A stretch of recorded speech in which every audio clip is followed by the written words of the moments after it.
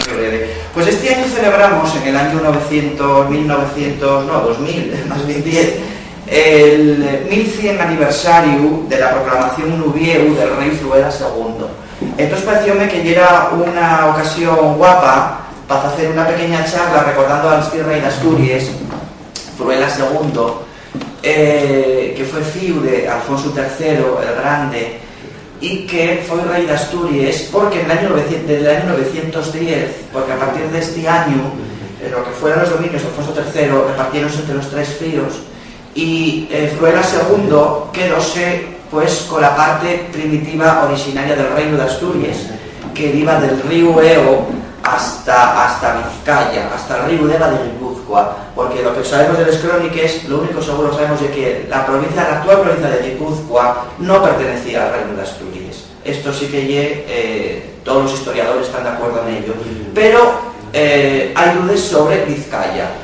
Está seguro de que hasta el río Nervión sí pertenecía al territorio de Alfonso III, por tanto al reino de Asturias, pero otros historiadores dicen no, que toda la provincia de Vizcaya pertenecía al reino de Asturias. Por tanto, era el río Deva que marcaba la frontera con Guipúzcoa hasta donde llegaban las fronteras del reino de Asturias. Son los dominios de Fruela II, desde el río Eo hasta el río Deva. Y parece que, según investigaciones, la palabra Guipúzcoa significa precisamente en la antigua euskera frontera.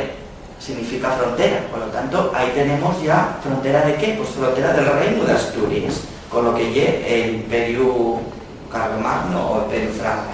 Bueno, son cosas históricas que a mí siempre me gustaron, y también gustame también mucho la literatura histórica. También os animo a los escritores que utilicéis todo esto, si os sirve de inspiración. Para mí está muy de moda y vende mucho. La literatura histórica está vendiendo mucho. Cualquier historia que se falle de los antiguos reyes, los amores, los etcétera, porque tenían una vida increíble. Yo viendo peliculera de Hollywood, increíble, ¿no? Viendo las historias de los reyes de la monarquía asturiana, las traiciones, los crímenes, y se casaban también varias veces, porque el rey siempre tenía que tener una reina. Entonces moría una reina, volvía a casarse con otra, inmediatamente lo que se casaba. O sea, que tenían unas vidas también privadas, pues muy novelesques. Así que os animo también a los escritores a que intentéis novelar también esta historia de estos magníficos del rey Fruela II de Asturias y la reina Nunilo, que entamen precisamente el gobierno en Asturias en el año 910, por lo tanto hay 1100 años, 11 siglos, que se ellos proclaman la Catedral de Ubieu, reyes de Asturias,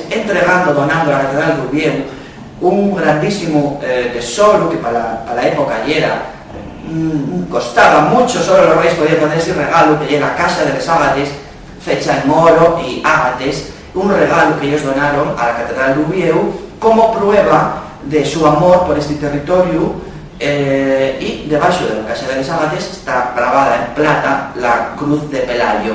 Eso ya era un símbolo de que ellos preferían, en el reparto que se hicieron entre los hermanos con la muerte del padre, ellos preferían el territorio originario de Asturias. Fruela II fue príncipe, el tercer fío de Alfonso III el Grande. Y nació en Ubieu en el año 874, y era el tercer fío, como os comento, de Alfonso III el Grande, y permaneció en el séquito paterno hasta el año 909. Pero el padre Alfonso III muere en el año 910, y los tres fíos, García, Ordoño y Fruela, deciden un forzado reparto del reino asturiano. Ordoño, predilecto del padre, tenía mayor derecho sobre Galicia, pues ya la venía gobernando desde había 13 años. Fruela quedó con la parte de Asturias, desde el río Eo al Deva de Baskonia. Esto es la parte histórica, primigenia y más segura de todo el reino. García, el primogénito, pretendía la hegemonía, pero quédase con la mayor y más difícil parte, la expansiva y conflictiva tierra de la meseta leonesa del Duero. La partición del reino de Asturias fue en realidad un hecho anormal. No había tradición en el reino de Asturias de que al heredar un príncipe se partiera los territorios, y era impensable que se partieran. La verdad es que el hecho de que se partiera el reino a la muerte de Alfonso III Puede ser varios factores, esto no es mucho analizado, pero ya es muy fácil de entender. El reino ya era muy grande ya. Recordáis que el reino de Asturias iba desde la propia Lisboa, de Porto, Porto, Lisboa, el río Mondego, era la frontera, Porto, aunque Lisboa se conquistó, después los musulmanes volvieron a reconquistar a los asturianos la ciudad de Lisboa, porque Lisboa estaba también ya en frontera, pero sí que Oporto pertenecía al reino de Asturias hasta el río Deva de Guipúzcoa, como os comento, y un territorio muy grande para gobernar en la Edad Media. Entonces, bueno, a efectos prácticos convendría que una partición podía ser. Y después, el Fío Mayor Ordoño ya venía gobernando Galicia en vida de su padre, Alfonso III, porque delegó el gobierno de Galicia al príncipe, y ya gobernaba independientemente de Galicia, desde Santiago, el príncipe Ordoño. Por lo tanto, ahí hubo, quizá, ante las pretensiones de Ordoño, que se rebelara contra el padre, el mayor, el primogénito, se rebeló contra su propio padre. Y Alfonso III lo encerró en prisión, en el castillo de Gauzón, en Raíces, en Salinas. Ahí lo encerró, lo castigó al príncipe, al primogénito, por rebelarse contra el padre. Quería, digamos, la corona, ya quería el cargo, ya, ¿no? Y rebelarse contra el padre. El padre lo castigó encerrando en una torre. Los otros dos hermanos, García y Fruela, viendo que el príncipe heredero estaba encerrado en una torre, empezaron quizá a convencer al padre de que lo mejor sería no dar el reino al primogénito, precisamente por la rebelión, y que pensara en favorecer a ellos dos como fieles fíos del padre, por la fidelidad, que no se compensara, digamos, con mayor herencia, mayor cacho de herencia. Entonces, bueno, Alfonso III vio en una situación pues muy problemática. Lo cierto es que no fue querida por Alfonso III la partición del reino. Lo cierto es que de hecho se partió el reino a la muerte del rey. Fue más bien un pacto entre los tres hermanos, más que una decisión del monarca. Fue un pacto de los tres hermanos, quizá de los dos menores, para frenar un poco el miedo que tenían ellos hacia el mayor, hacia Ordoño, precisamente por haber sufrido la presión. Entonces, bueno, fue un entente cordial entre los tres hermanos y decidieron repartirse el reino. Decidieron repartirse además que si uno moriría, el reino acrecería a los otros dos hermanos, para mantener un poco la cintura del reino asturiano.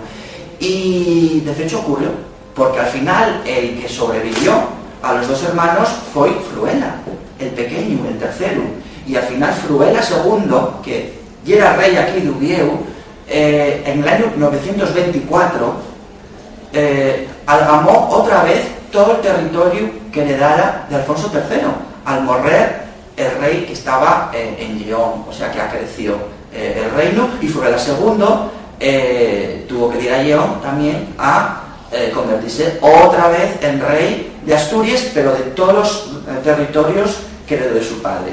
Y es verdad que duró un año como rey de todos los territorios, hasta el año 925, y evidentemente dio la herencia de todo el reino indiviso al socio, que ya era Alfonso IV Froilán.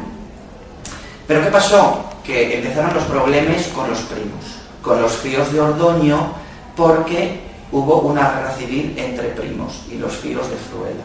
Evidentemente, si hubo una pequeña guerra civil entre hermanos, después pasaron a los primos y un poco se heredaron sus guerras civiles. Aquí que vemos con la guerra civil, pues que ya empezó un poco antes la guerra civil, ¿vale?